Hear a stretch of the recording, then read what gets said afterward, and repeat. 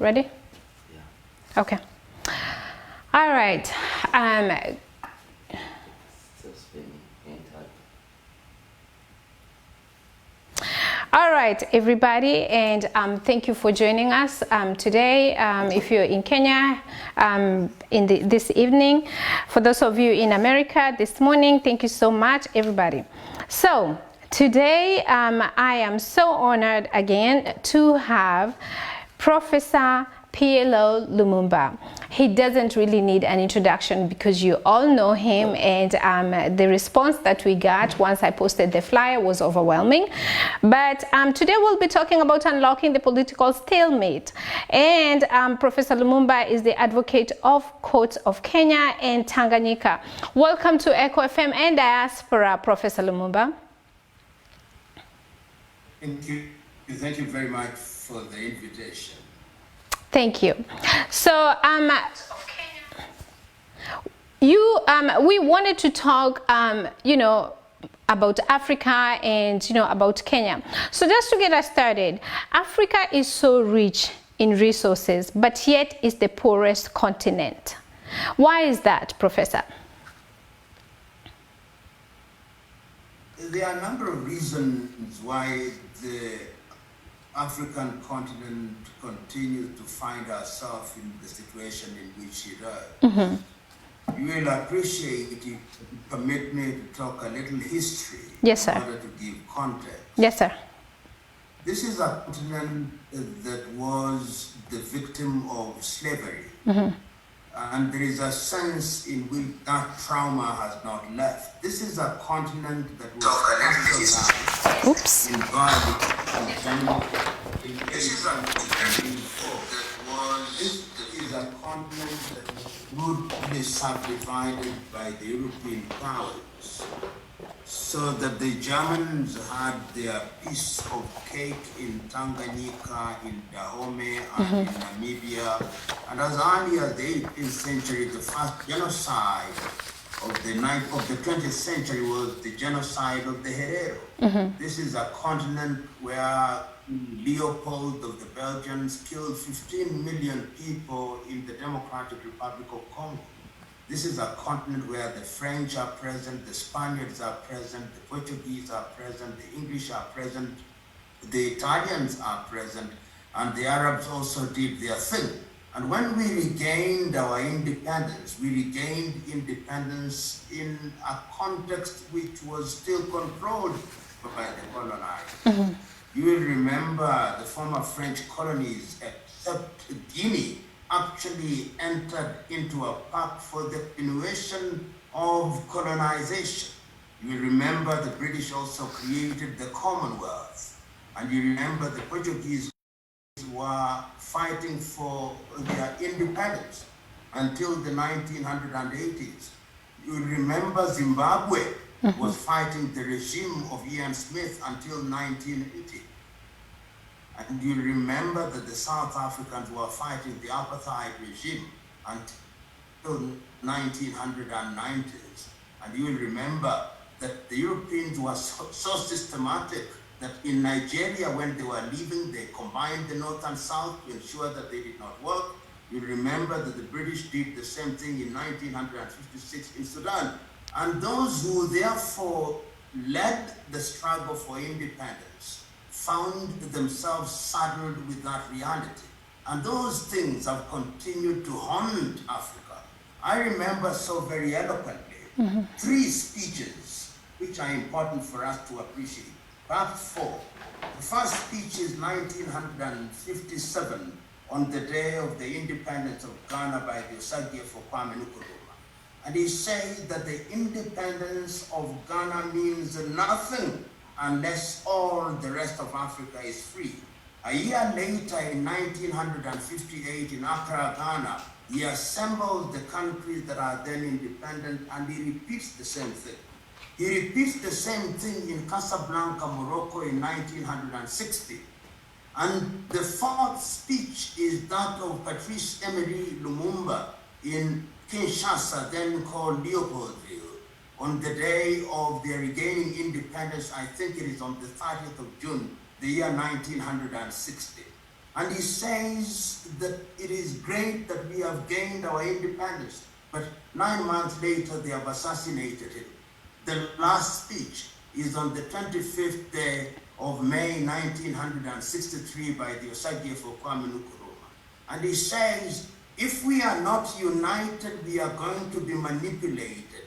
Remember that the colonial project is alive and well, and the neo-colonial project is alive and well. And if we don't unite, we'll be manipulated. And all the 32 heads of state and government who were present on that day supported what Nkrumah said, but unfortunately, they did not implement what they wanted. The history of how Africa has been manipulated thereafter is known to us. In 1960, this first coup is undertaken in Togo when they remove Sylvanus Olympio. After that, they remove Nkrumah, they remove Nnamdi Azikiwe. After that, they tried to remove Sékou Touré, and the history is known. And our continent has been raped, ravished, and continues to be raped and ravished. And the greatest pain of all is that our minds have been colonized. And that is why I can't agree more with my countryman Ngugi wa Thiong'o, that in order to gain what we want, we must decolonize our minds. So much for history, you may ask the question. Yes, sir. Well, thank you so much for that history. And so as we want to decolonize our mind, Professor, 1.3 billion Kenya shillings was donated mainly from World Bank to assist with coronavirus response. Kenyans will never get full account of this money. How can we as Kenyan hold the leaders accountable? You know, corruption is a cancer in our body politic. You've talked about Kenya, therefore I'll speak about Kenya, but I want to remind you that during the same period, the Nigerians can't account for 1.9 billion. During the same period, the Somalis have had to jail their Minister for Health for 18 years. During the same period in South Africa, money has been embezzled. And I think in every African country, money has been embezzled. Mm-hmm. But in Kenya, we now know that the president has ordered that certain individuals be investigated. And we hope that those investigations will lead to something. I know the EACC, the Ethics and Anti-Corruption, is doing a good job of it. But the tragedy in Kenya is our own tolerance as a people. I served as the director of Anti-Corruption Authority, and I know for a fact that people say with their mouths what they do not believe in their hearts. I've lost friends simply because our investigations revealed that we were engaged in corruption. I've listened to people saying that this individual is a thief, but is from our tribe, therefore he must not be punished. As long as we Kenyans tolerate corruption, as long as we Kenyans celebrate corruption, we are going nowhere. I seldom tweet, but today I tweeted and praised a judge of the High Court of Kenya, Mumbi Ngugi, who on Friday, only yesterday, on Thursday, ordered that a particular engineer be investigated because he has property worth 1.5 billion. We are simply talking about engineers. But look at what has happened, as you rightly asked me about COVID. Right. Somebody is selling an item that is worth 30,000 for 2 million. For 2 million. They accumulate this particular equipment at their factories worth 6.3 billion, and Kenyans are dying and suffering, and Kenyans will never go to the street. The middle class are busy watching it on television. The middle class are busy tweeting and Instagramming and doing all these other things, but they don't raise their voices. And if you want to raise your voice as a middle class, your wife or your husband will tell you, don't endanger yourself. As long as we behave that way, let me tell you, the thieves among us know it. And They know we'll only condemn it, but we never punish it. That is our tragedy. That is our pain. That is what we must liberate ourselves from. That is what we must do in order to save this great country. But we are not. We are merely grumbling. Wow. Do you think that Kenyans should be making their voices heard when they vote? Is that the best way we could hold them accountable? You know, I declare myself, I do not belong to any political party because number one, the so-called political parties in Kenya are not political parties in the classical sense. They are ethnic outfits led by low-voltage ethnic warlords. And when the voting comes in Kenya from the middle class to the lowest class, everybody, largely 90% will vote for people from their tribe. My good friend Koigi Wawamwere has written a book which I commend to Kenyans towards genocide in Kenya, the curse of negative ethnicity.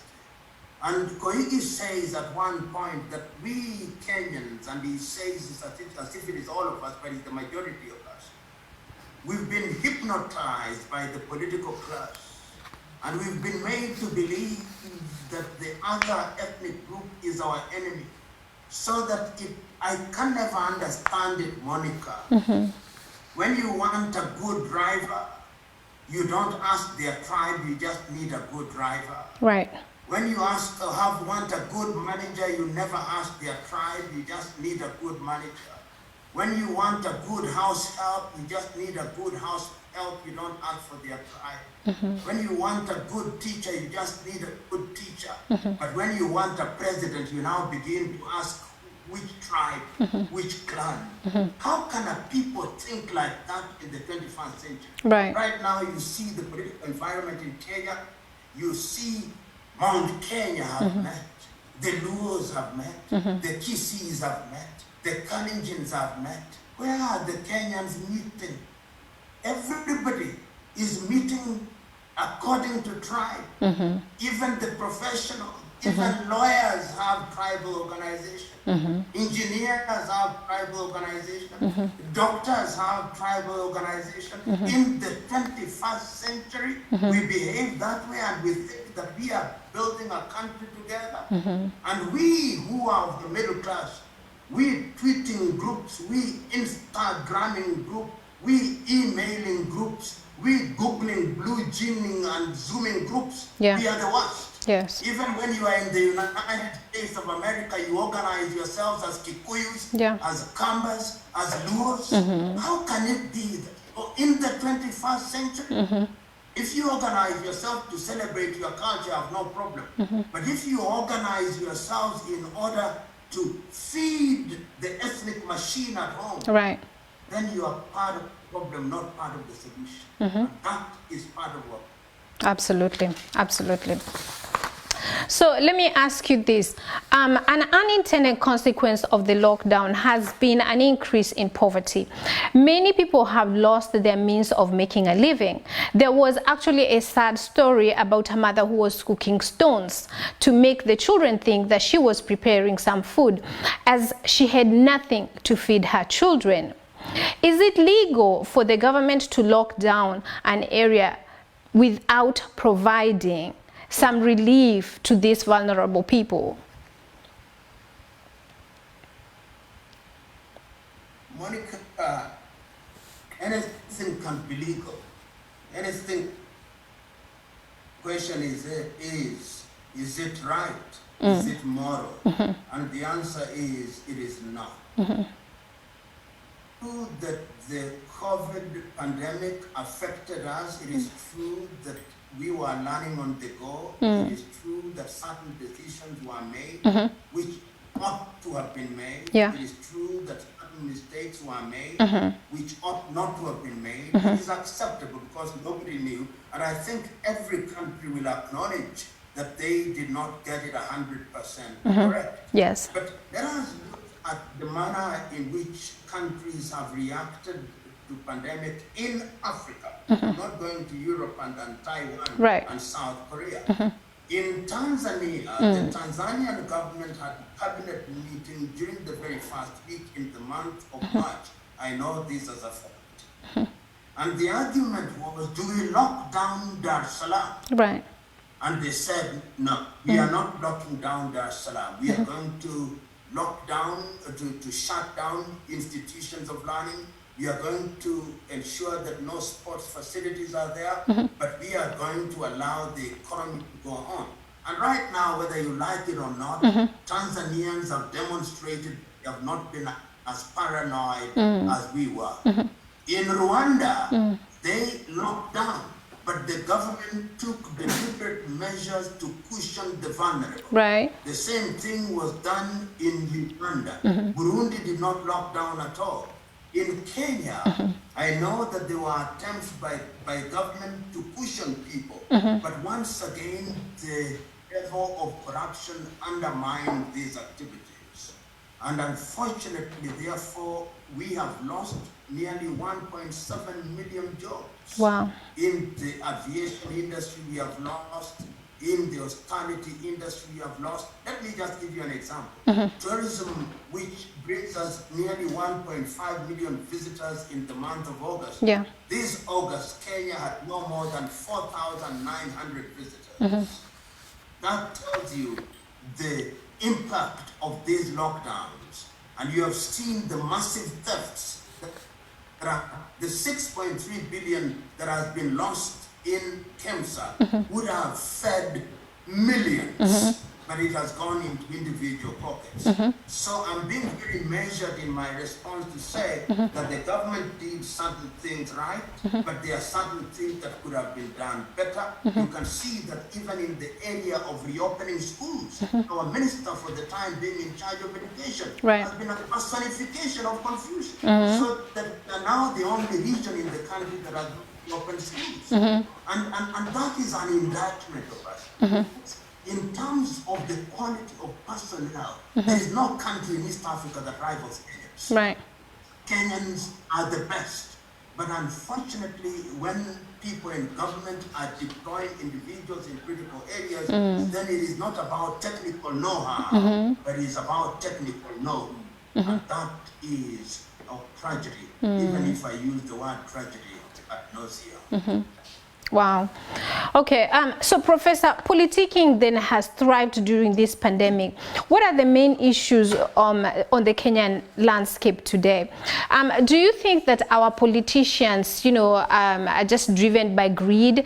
By the time they are vying for whatever seats that they're vying for, they tell us what they are going to do. But once they get elected, they forget where they started. Are they driven by greed? Oh, definitely. Let me tell you, Monica, once again. If you are in Kenya today, you would think that our general election is next week. The political class have started campaigning 2 years in advance of the election. What does that mean? It means that if I'm an investor, and given Kenyan political history, that elections will lead to conflict, the earliest I'm going to invest meaningfully in Kenya is in the year 2024. Why? Because I assume that when they hold their elections in the month of August 2022, there will be the election results will be rejected. By the time they are resolved, it will be in the month of December 2022, which brings me into 2023. I'm getting interest in Kenya in terms of investment in 2023. I'm implementing in 2024, but we'll start politicking again. Tanzania is holding their elections on the 25th of October. Uganda is holding their elections next year. We are in the same region. Right. So they'll invest in Uganda, they'll invest in Rwanda, they'll invest in Tanzania. And look at the quality of politicians that we have heard in the last 20 years. They are the same. Yeah. They are the same.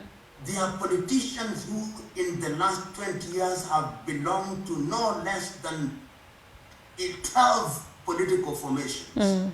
If it is not PNU, it is ODM. If it is not ODM, it's ODM Kenya. If it is not ODM Kenya, it is NAK. If it is not NAK, it is NAK Kenya. If it is not NAK Kenya, it is COD. If it is not COD, it is NASA. If it is not NASA, it is Jubilee. Right. If it is not Jubilee, how can you run a country like that? And it's the same individuals yelling at the same things. Yeah. They have served as MP. We have seen how badly they have performed. They have served as governors. We have seen how badly they have performed. But because they come from our homes, Chiamushe Shomo, as the Kikuyu would say, or Oduadu, as the Youth would say, or Mondoamus, as the Kamba would say, Neme Kamba, Kipindi, or those of you who understand those languages, which simply means we are voting them because they are from our tribe. Right. In the 21st century, I want to put people on the basis of their agenda in agriculture, their agenda in education, their agenda in health,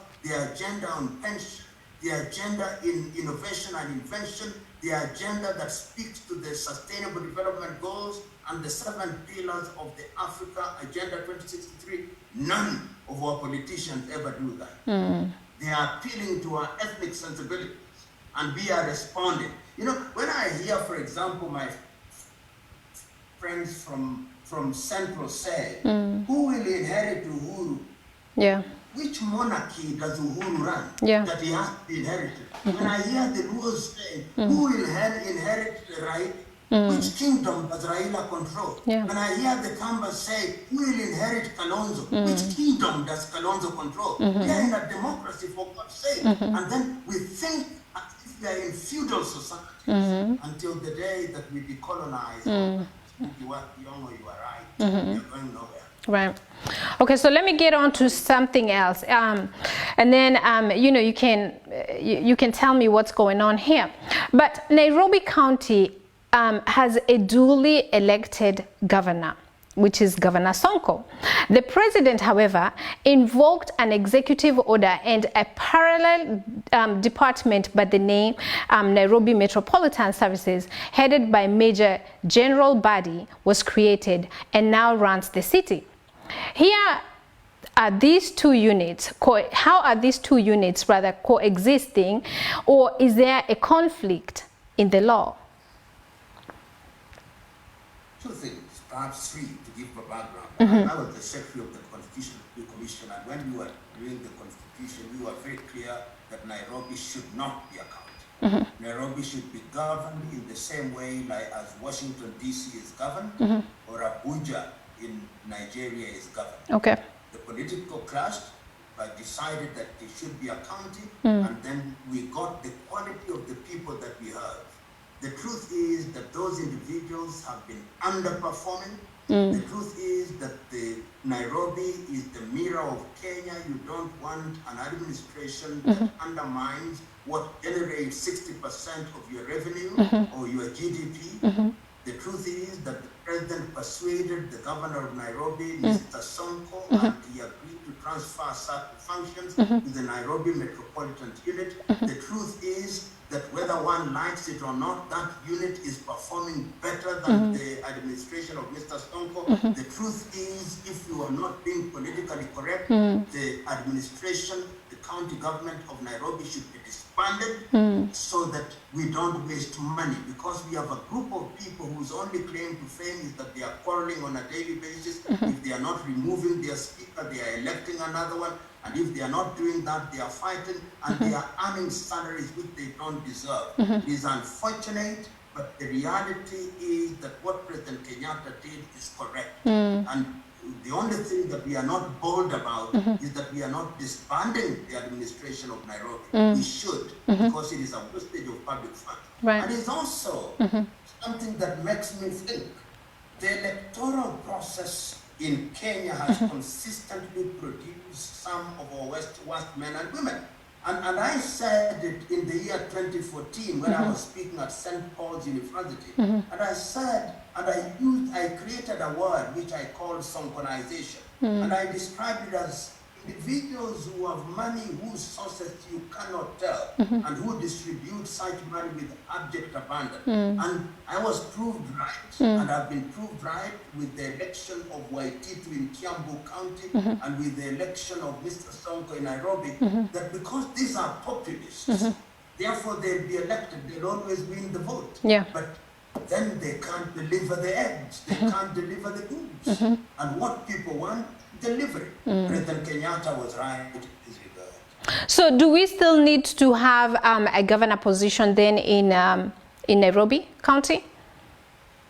I don't think so. I think that one of the things that we should do going forward, if we choose to amend our constitution, is that Nairobi should be governed as the Nairobi Metropole, and that metropole should have a mayor, and that mayor should be elected by the people, and we should have a threshold of who qualifies to vie for the mayorship and who qualifies to vie for the position of the councillors, so that we get quality men and women in Nairobi serving the city. Okay, all right. So the Jubilee Party of Uhuru and Ruto won the election and is running the country. But of late, there has been a lot of acrimony and backstabbing. As a result, today Uhuru and Ruto cannot bake cake together. What went wrong with the political marriage? What do you, in your opinion? I do not know what went wrong, but what I know is that that particular union was a marriage of convenience. And when you enter into marriages of convenience, it means that there are no fundamental ideologically linking factors. You enter into that marriage to achieve a certain purpose, and once that purpose has been achieved, then you may not, if you did not develop rapport, you may not sustain the relationship. And we are seeing the results now. And it's ironical and paradoxical at once that there is an initiative by President Kenyatta and Mr. Raila Odinga called BBI, which is meant to unite the country. And yet, in the spirit of unity, another segment of the society is not part of the union. That I cannot understand. But as I told you, there are no political parties in Kenya. There is not a political party in Kenya at all, not one. Because these things which are registered under the Political Parties Act have no ideological anchors. They were things that were put together very quickly for purposes of participating in an election. So that Jubilee is not a political party in the classical sense. ODM is not a political party in the classical sense. If you have a political party, you cannot have one leader who is your perennial presidential candidate, and you don't have leadership on it. Not a political party. Wiper is not a political party. These are units which are owned by individuals. If you want to see a political party in Africa, and there are very few, the only political parties in Africa from where I sit is CCM in Tanzania, and Chadema in Tanzania is trying to be a political party. In South Africa, ANC is a political party. In Namibia, SWAPO is a political party. In Angola, MPLA is a political party. And in Mozambique, Frelimo is a political party. In Uganda, NRM is a freedom movement trying to be a political party. And in Rwanda, RPF is a freedom movement trying to be a political party. KANU used to be a political party, but it has long died, so it's no longer a political party.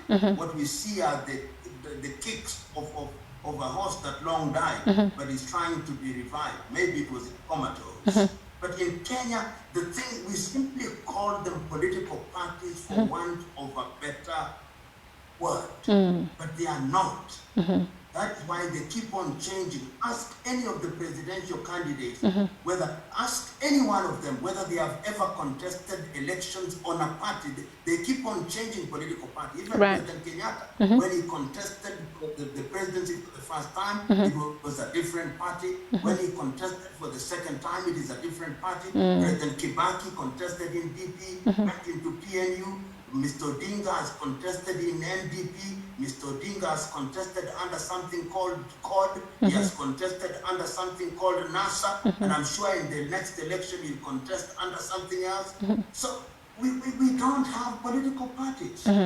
These are ethnic formations which are wearing camouflage dresses to wink us into believing that they are political parties and to access political parties' funds. And when you talk, my good teacher and former friend and friend Monicah Kariuki, who is now a governor of Meru, said it.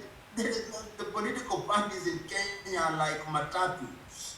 You board whichever is going to your destination, being honest about it.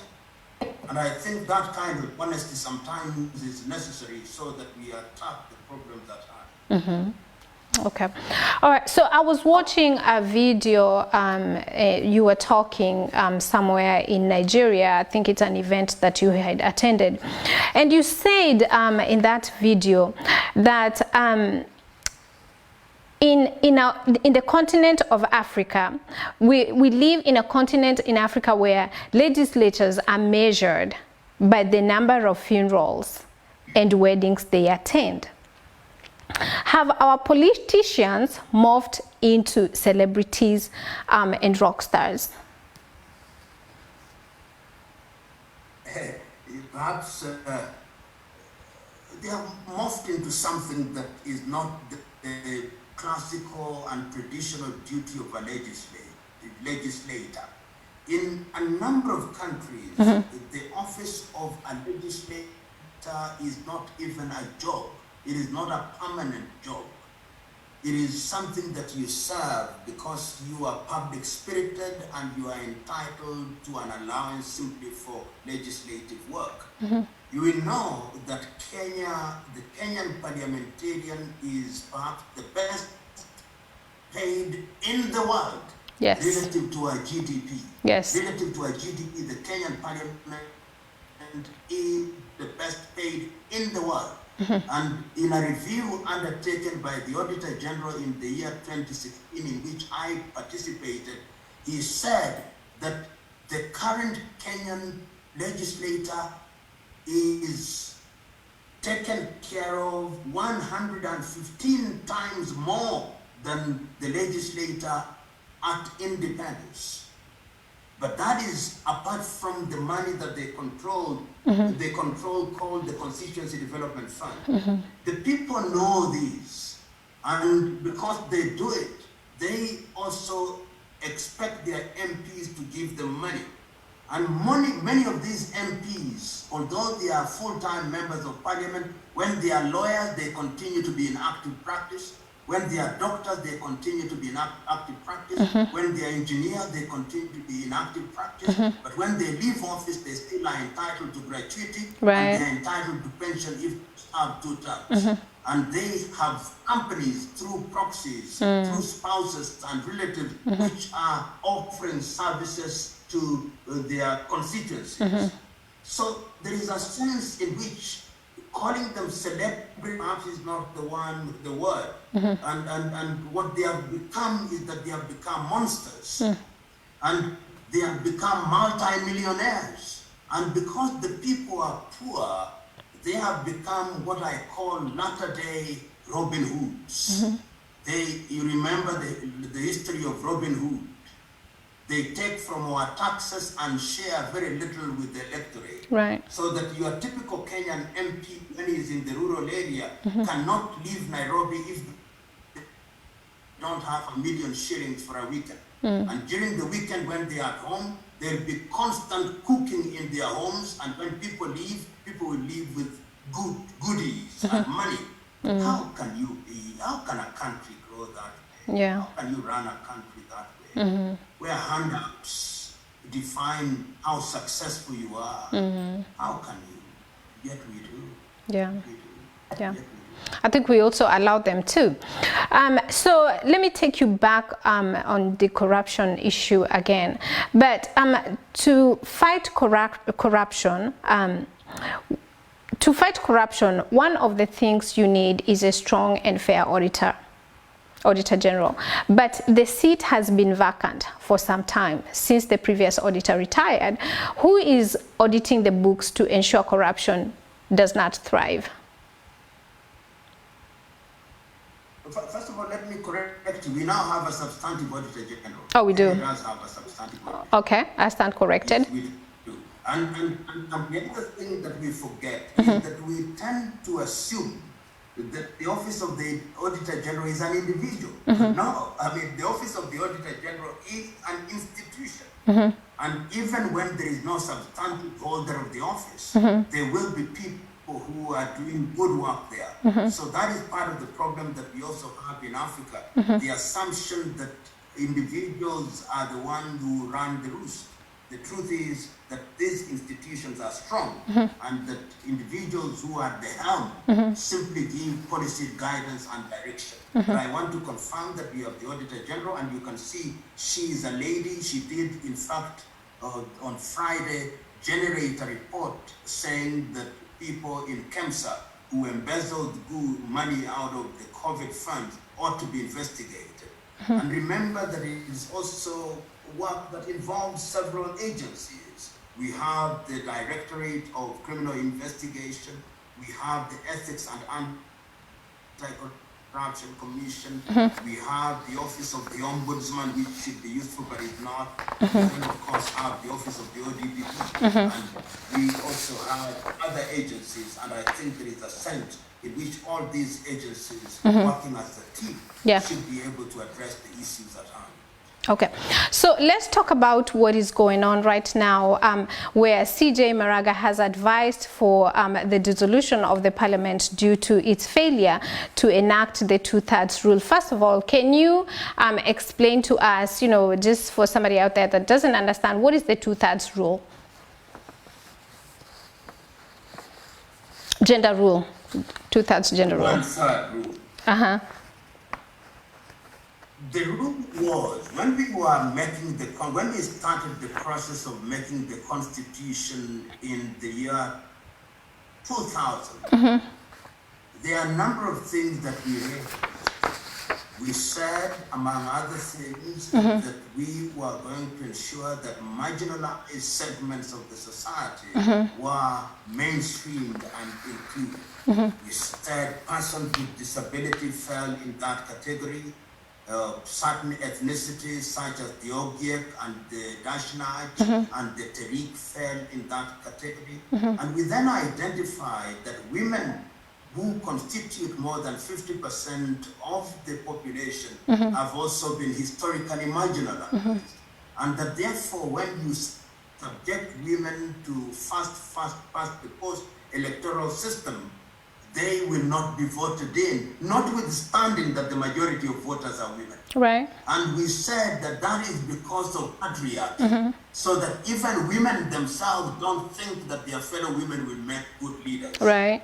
That is patriarchal. It's a historical pattern. How did we say that should be addressed? We said that we should, as a part of affirmative action, ensure that in all elective and appointed positions, deliberate efforts, legislative and otherwise, should be undertaken to ensure that no gender is less than 1/3. We use the neutral term gender because it may very well be that in future it is men who will find themselves in that situation. So when we were at Bomas, we said that in order to do this, we proposed the following, at least we proposed that, that instead of increasing the number of constituencies to 290, retain them at 210, and the 90 positions should be the subject of what is called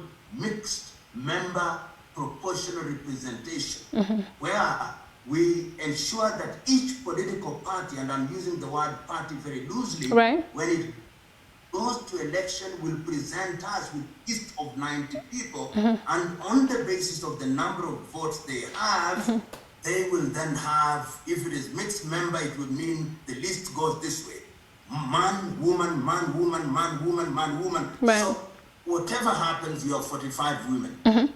That was the proposal. That was not done. And because it was not done, what we did is to create two houses under the 210 Constitution. Okay. And under the two houses, there are reserved seats for women. 47 for women. There are 16 nomination seats. And because the election does not produce enough women, we then are required to act. But, and this is why I bring you to what Monicah has done. Parliament has attempted to have this gender bill several times, but without success. Okay.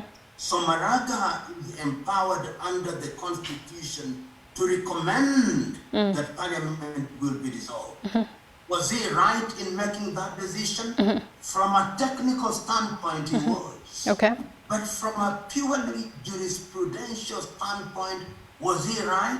No, I don't agree with his recommendation. Okay. Because it is academic, it is what I call judicial sentimentalism, and I'll explain.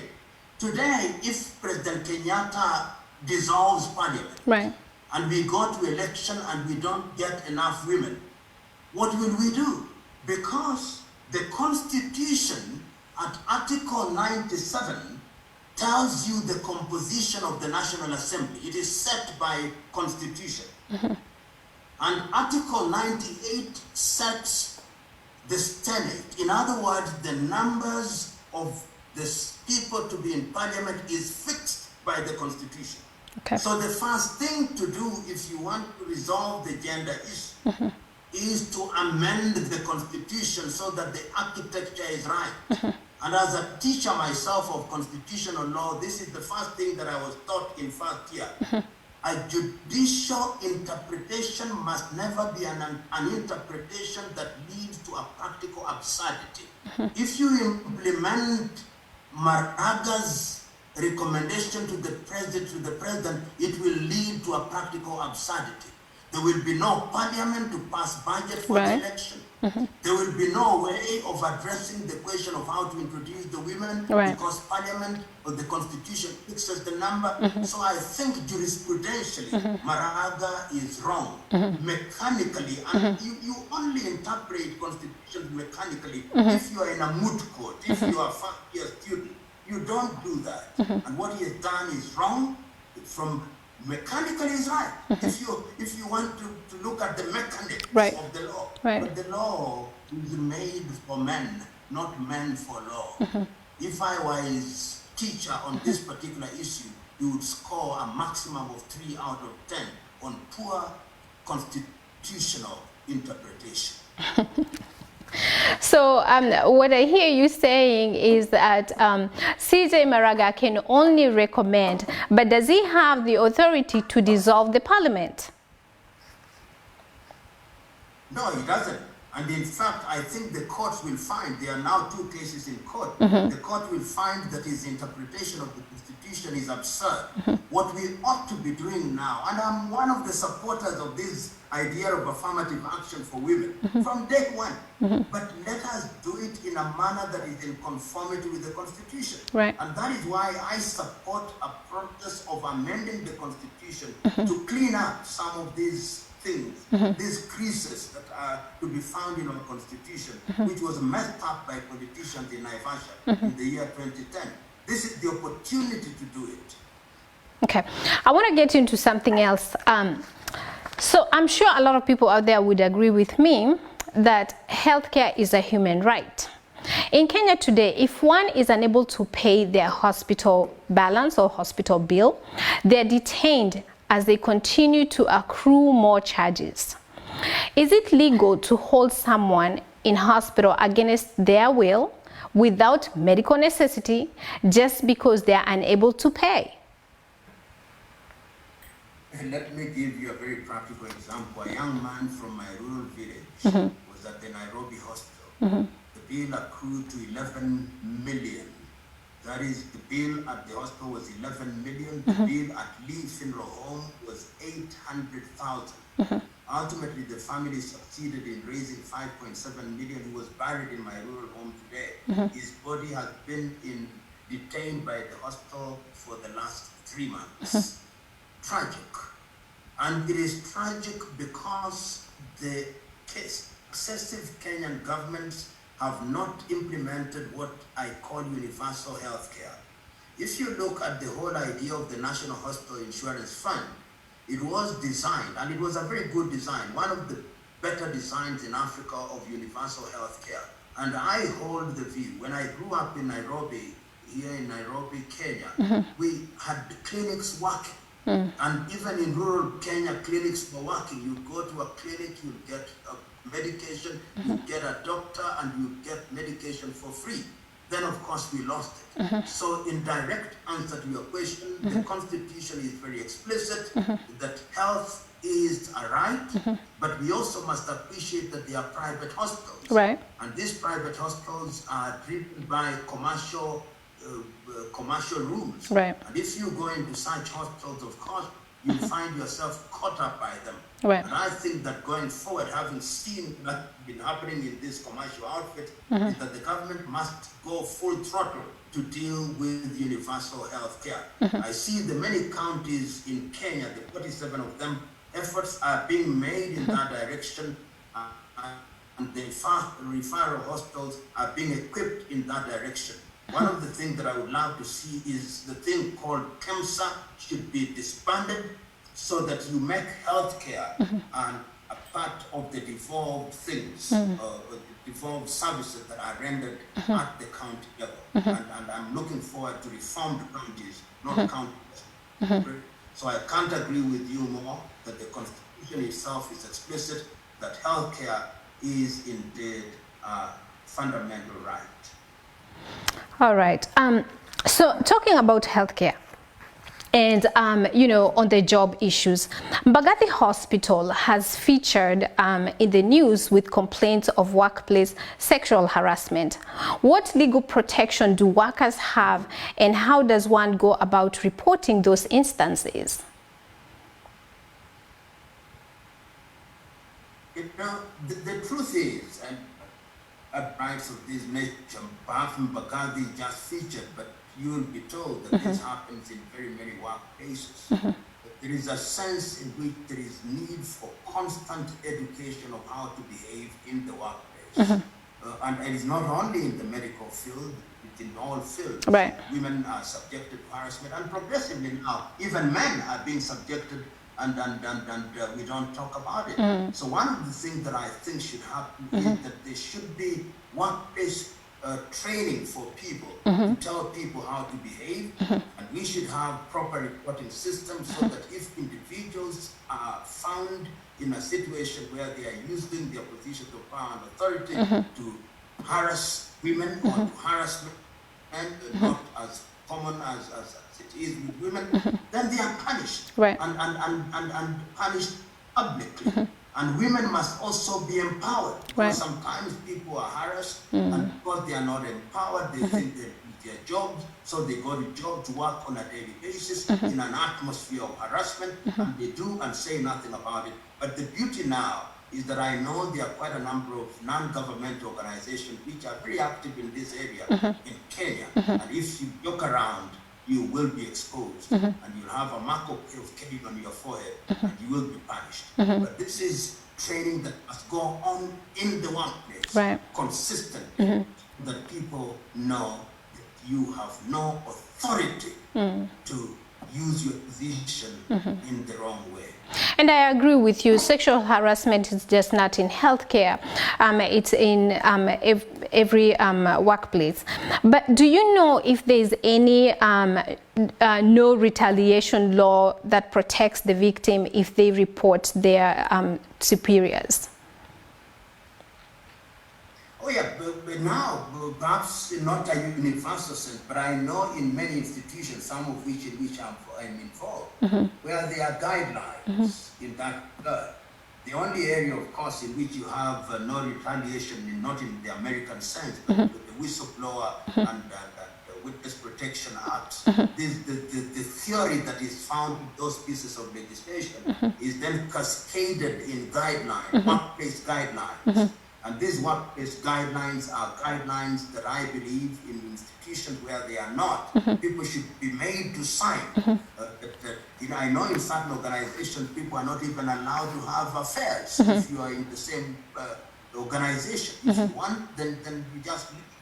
And I think that is a good thing. It takes education. We come from patriarchal society where people think that certain lewd jokes should be accommodated by Right. women, they ought to be told that you can carry your lewd jokes elsewhere, but when you are in the workplace, there is a sense in which you must behave and behave properly. And even the dress code. Right.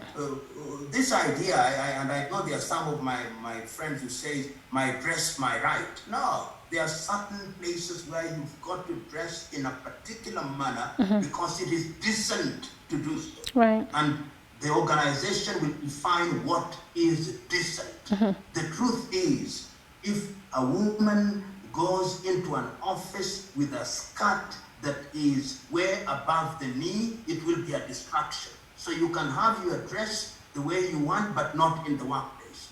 Men should also be told this is how to dress. You don't come with a six-pack and you have a singlet or tight trousers.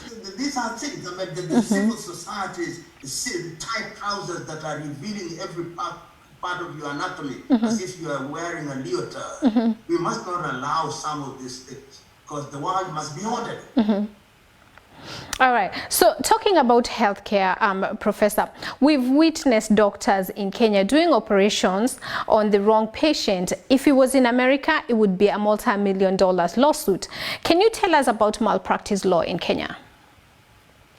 Let me tell you, I've tried two of my clients in the last 10 years, in the last 5 years, that attracted me to mount cases of medical malpractice. Oh, my friend, getting a professional, because you need a professional to be a witness in order to demonstrate that there was a medical malpractice. Right. You have two cases in my law firm which are going on.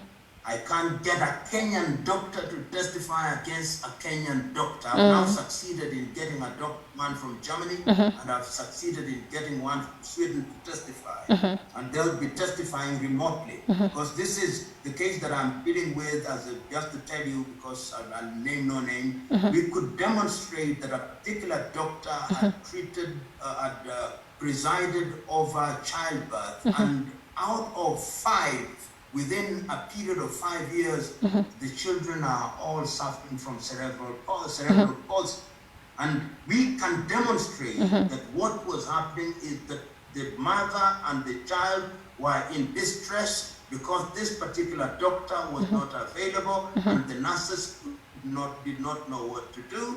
Our phone was switched off, and that this was our modus operandi. Right. We got a doctor to tell us informally that this is consistent with this, but when we told that Kenyan doctor to testify, this is my colleague, I can't testify. Yeah. So we are using science and a doctor testifying remotely, and we hope that our judiciary will also be able to understand and appreciate. So there are many things that are happening. In Kenya, there are many cesarean operations that have been undertaken that ought not to have been undertaken. There are many neurological issues that have been dealt with wrongly. I know a friend of mine who is now with the Lord, who, when he was in Kenya, was misdiagnosed. When he went to India, he was diagnosed with a totally different ailment, different from what he had been diagnosed with at a Kenyan facility. So there are many issues because many doctors, and they are good doctors in Kenya, but there are a number of them who are merchants, whose only claim to fame is that they are using their medical knowledge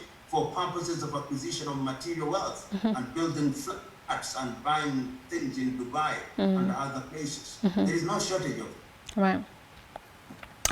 So I want to talk about something else that took over the internet, and I just want to see what you think about this. But Honorable Sudi recently compared Uhuru Kenyatta's mother to his own mother. His wording in the speech, though, resulted in his arrest. What are limitations on freedom of speech and expression in Kenya? Because sometimes I think we all confuse this. So you explain to us, what are our freedoms of speech and freedom of expression? The law, there is something in private law that we call the law of defamation. You have the right to exercise your freedom of speech to the extent that you don't injure my reputation. But you are asking me a question about individuals who are in the political class. the case is sub judice, but there is, I mean, just common decency. Common decency. If you have a problem with President Kenyatta, please talk about President Kenyatta. There is not a society that I know about that allows anybody, you can say anything about anybody, but not my mother, not my mother, not my mother. Right. You can justify anyhow, but not my mother. If President Kenyatta's mother is engaged in an enterprise, deal with it, but don't insult President Kenyatta's mother. The man is totally out of order. Totally out of order. Sure. I have no other word to say. Totally out of order. That is the height of indecency. You can call it freedom of expression, you can call it what you want, but I call it arrant indecency. And those are the low levels to which we have sunk as a country. Instead of addressing issues, you are insulting people's mothers. Start.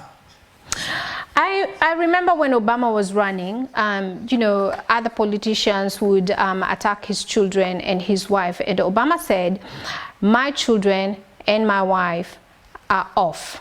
They, you know, they're untouchable, which is how it's supposed to be, because Obama is the politician, his family is not. Now I understand the same case. Sudi is the politician, Uhuru is the politician, their mothers are not. And yes, their mothers were not supposed to be brought into this. But my question to you, whether he mentioned his mother or not, but does that warrant his arrest? If I were President Kenyatta, and if I were the administration, I would not arrest them. Because sometimes they do that so that you arrest them. Yeah. What I would do is simply ignore them. And in fact, the way President Kenyatta dismissed them at some rally, I would not arrest them, because when you arrest them, particularly in Kenya now, they think it is heroic. And when they think it's heroic now, they mobilize people along ethnic lines. What am I saying? That sometimes wisdom demands that you choose the battles that you fight. Sometimes even when you are right, you must appear to be wrong in order to appear big. Of course, I know the national cohesion is saying that they were inciting people along ethnic lines.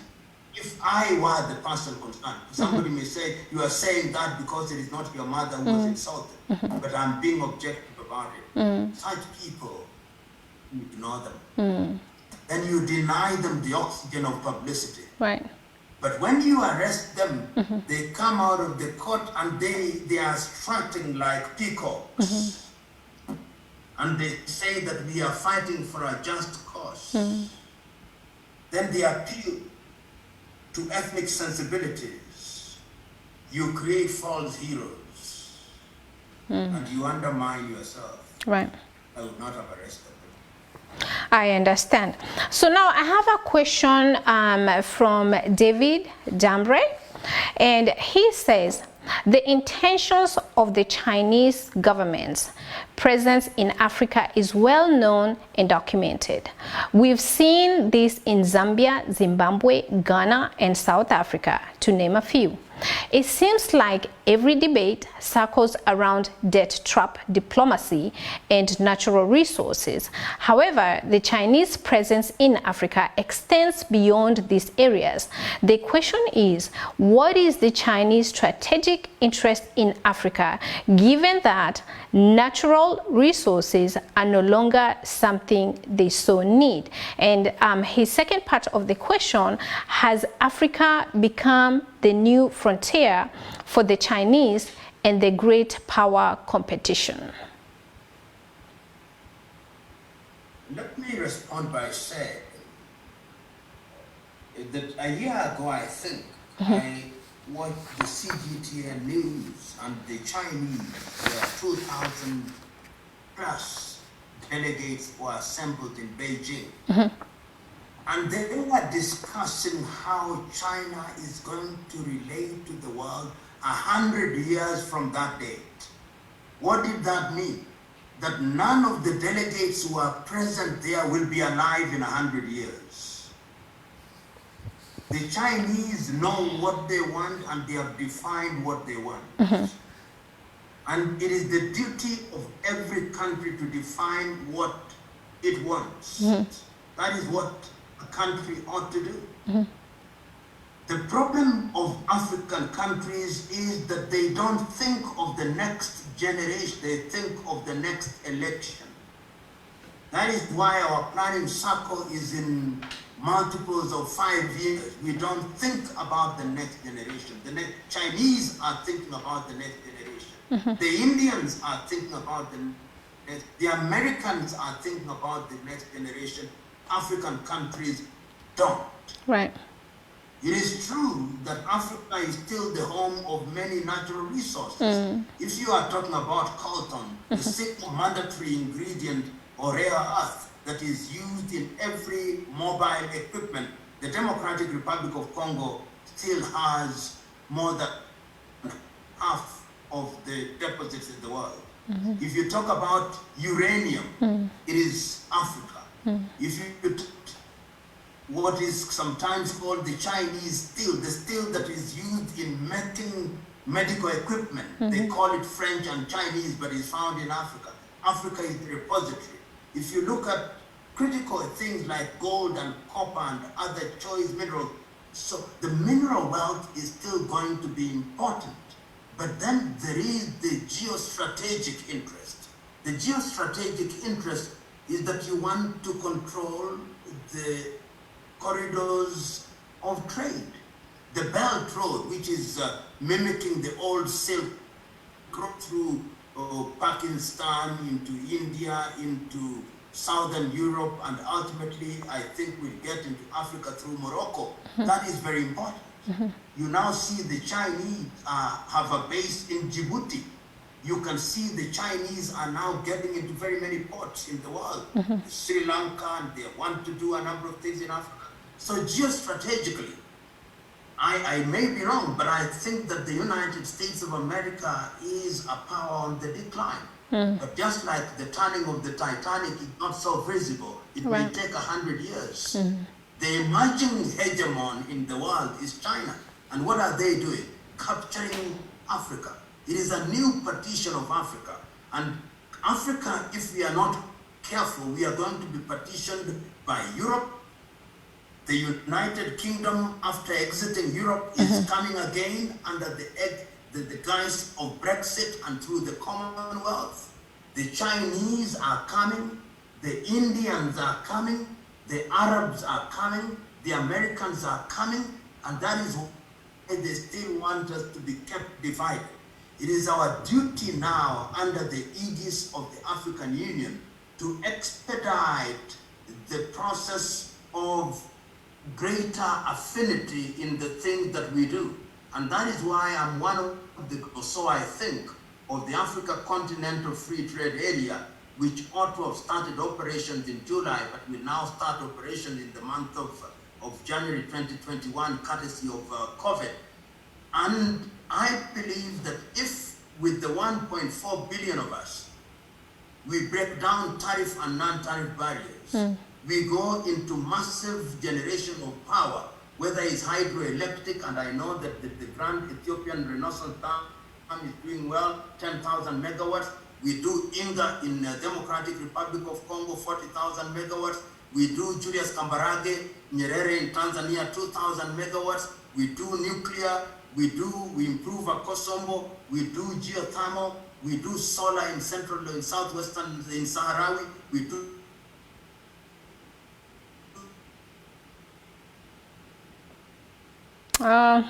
solar in Namibia and Botswana. We will be, then we are talking civilization. Then we are talking about railway from Djibouti to Dhaka, railway from Cape Town to Cairo, and then the connectivities. Then we can negotiate. That is why I'm very unhappy with Kenya, for example, negotiating direct with the United States of America instead of negotiating within the context of the East African community or the context of the African Union. United, we will defeat them. Divided, we are going to be conquered again. This time, the conquest is going to be very subtle. It is going to be through trade. So in that case, I just received a question from Ndanum Wasia, and she says, please ask PLO his take on China loan and latest from France.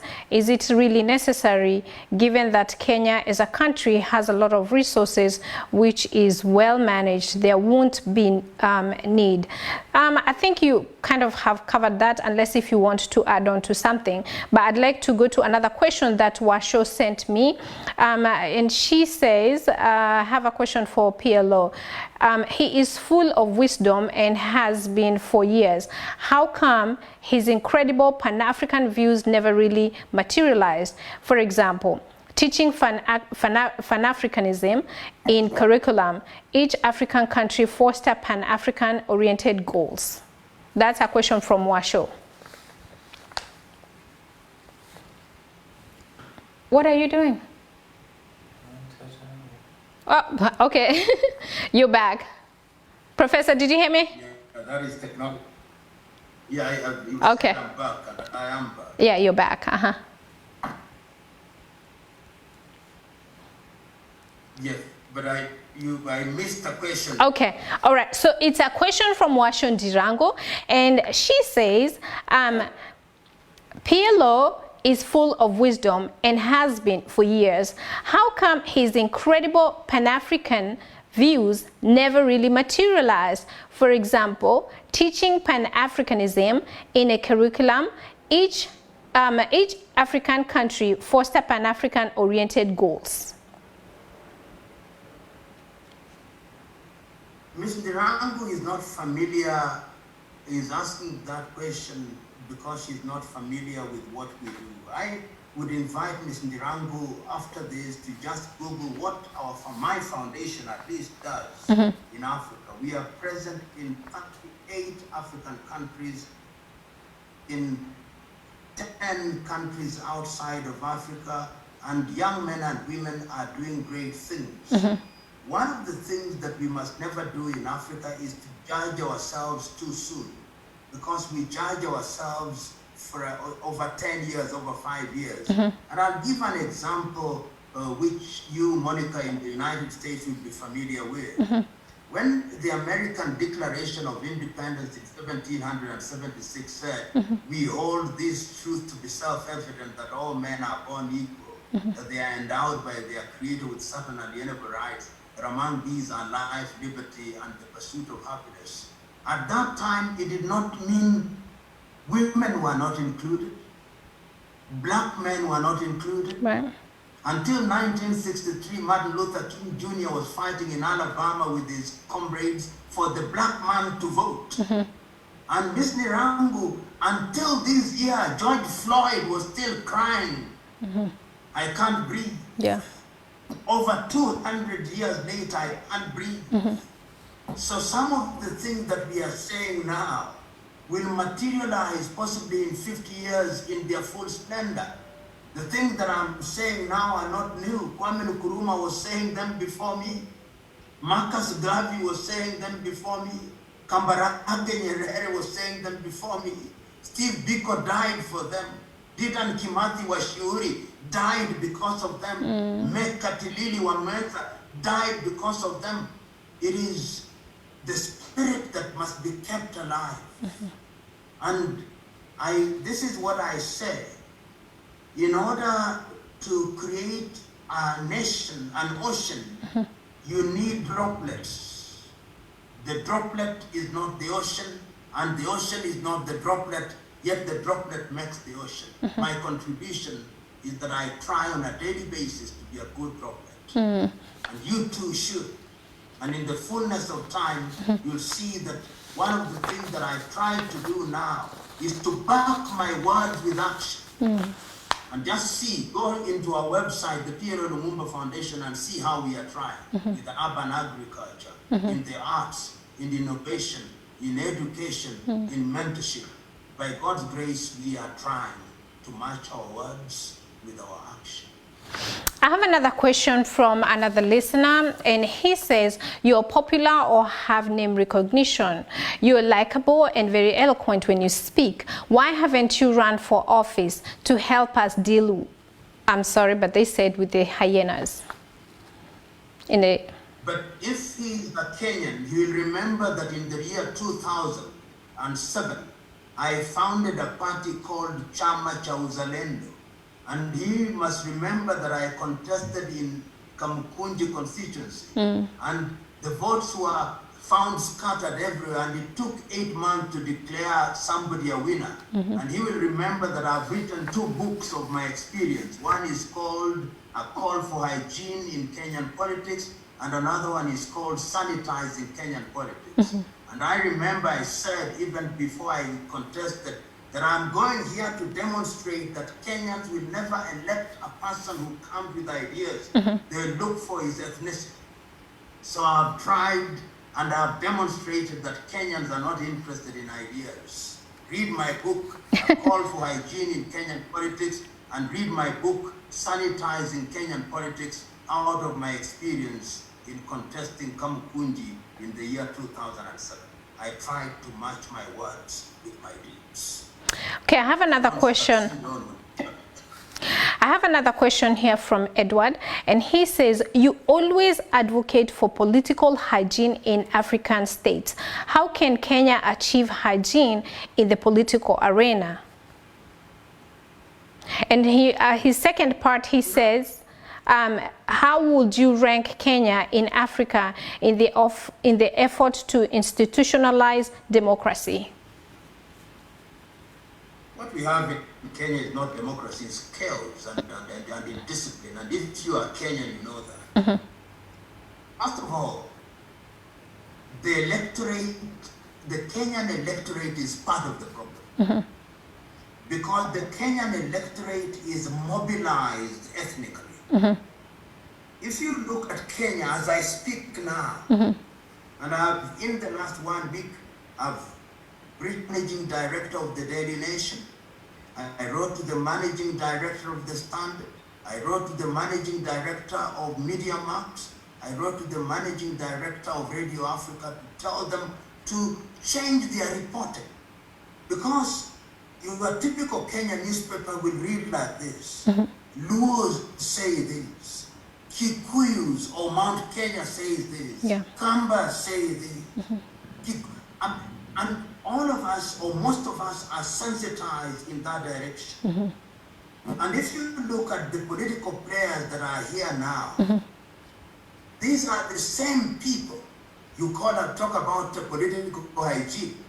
The same people who served under Daniel, the same people who served under Mwai Kibaki saying the same thing. I hold the view that the current crop of politicians who served either as ministers or assistant ministers or DOs or DCs under Moi or Kibaki should leave the scene. They are not about to leave the scene, which means we must organize, Kenyans must organize so that they are removed. They are not going to go away. They are going to go away wailing and kicking, because these are the people, as I've said elsewhere, the forests remain the same. The forests keep on changing, but the monkeys with their same old habits. You tell me now, these fellows who want to be the president of Kenya, at least the ones that we know, were they not in KANU at one time? They were. The KANU that we condemn? Yeah. Have they not been on one side at one time and on the opposite side?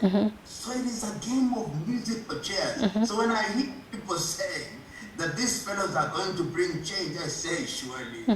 Albert Einstein was right, doing the same thing in the same way and expecting a different result is what is called stupidity. And that is what we keep on doing. The same thing, every election cycle, and we think that things are going to, they are not going to change. Middle class are busy watching television and tweeting and Instagramming and blue jeaning and Google meeting and Zooming, and they think things are going to change. Nothing. You've got to speak out. You've got to put your neck on the chopping board so that you are insulted and abused and called names. That is how change comes. But when you're in the comfort of your house eating sausages and lasagna, and ordering Kenchik, nothing will happen. Wow. All right. I see. I think I lost you for a little bit. Okay, you're back. I see Monicah Kariuki over there. She's saying that he should vie and become a legislator or be part of presidential advisor. So they're telling you to vie for a position. I see a lot of people here. I see you, Dr. Mackenzie, Obi, Lois. I see you, Millicent Nyangon. So, Professor, I think we have covered a lot. You have given us a wealth of education today, and I can't thank you enough for having time. I know you have such a busy schedule, but you availed yourself to speak to diaspora people, and I really, really do appreciate your time. Thank you so much, Professor, and thank you for watching. Very much, Monica. Yes, go ahead, Professor. On doing the good work. Thank you so much. Thank you so much. Saying that what you are doing is part of the contribution. What you are doing is great, and I wish you Godspeed. It's not for the faint-hearted. And when we do some of these things, it must be understood we are not pretending for one moment that we have monopoly of knowledge or wisdom. It's simply that we are saying that we have ideas, a part of which maybe lead to the solution that we seek. And we must do this in humility, knowing that it's a privilege and an honor to have the opportunity to be given. You could have called 1,000 people. Yes, sir. But in your wisdom and humility, you chose to call me, and I do not take it for granted. God Yes, sir. bless. Yes, sir. God bless you too. Thank you so much. See you next time, everybody.